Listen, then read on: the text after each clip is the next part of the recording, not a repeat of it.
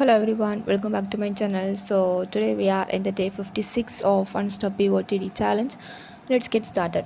First of all, let's look at today's problem. You are given an array A and a number K. These are passed as parameters in the function.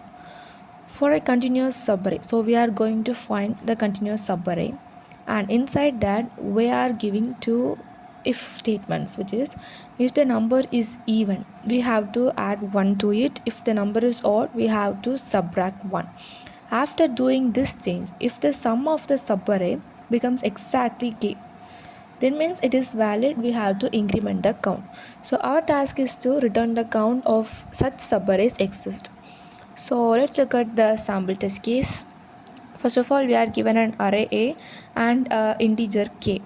So in the first step, what we are going to do is, if the number is even, we are going to increment 1. If the number is odd, we are going to decrement 1. So like the way I am doing the iterations, and this is the flipped array. And next of all, I am initializing, which is prefix sum is equal to 0, because I am going to find a contiguous subarray and going to find the sum. After that, I will check a condition if that sum is equal to the integer value k. So first of all, initially I am going to I will declare a hash map, and in that hash map I will initialize that the sum is 0 and its count is 1. And I am initializing another variable called count, which is 0. After iterations I will return that count. So first of all, I am going to loop through the array. Index 0, the value is 3, so prefix sum is equal to 0 plus 3 and the value is 3. I am checking the condition if that value already exists in the hash map. So prefix sum minus k, 3 minus 10, which is minus 7, which does not exist in the frequency, because we have to check here the value is 0 1. So minus 7 doesn't exist, so I am adding that prefix sum to that hash map. So here I am adding that value 3 and the count is 1, and this count is same as 0. And next of all, I am doing that second iteration. So 3 plus 2 5 and 5 minus 10, which is minus 5, which is the also doesn't exist in that hash map, so I am also updating it. And in the third iteration, the prefix sum is 5 plus 5, which is 10, so I'm minusing it 0. 0 already exists in the hash map, so now I am adding my count from 0 to 1. Okay, and next of all, I will do another iterations. Here also value is 0, with 0 already exists, so I'm incrementing the count to 1 to 2. Like the way I will do entire iterations. So here the final count is 2, so I'm returning the answer as 2.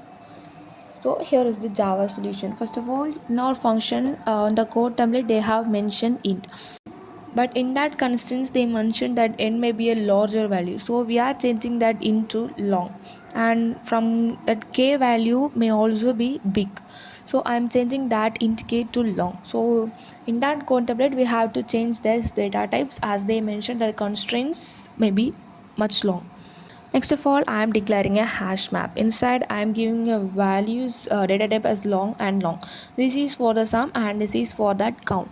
And I am naming as fric, and next of all, new hash map of. So this is the declaration. I am declaring a hash map.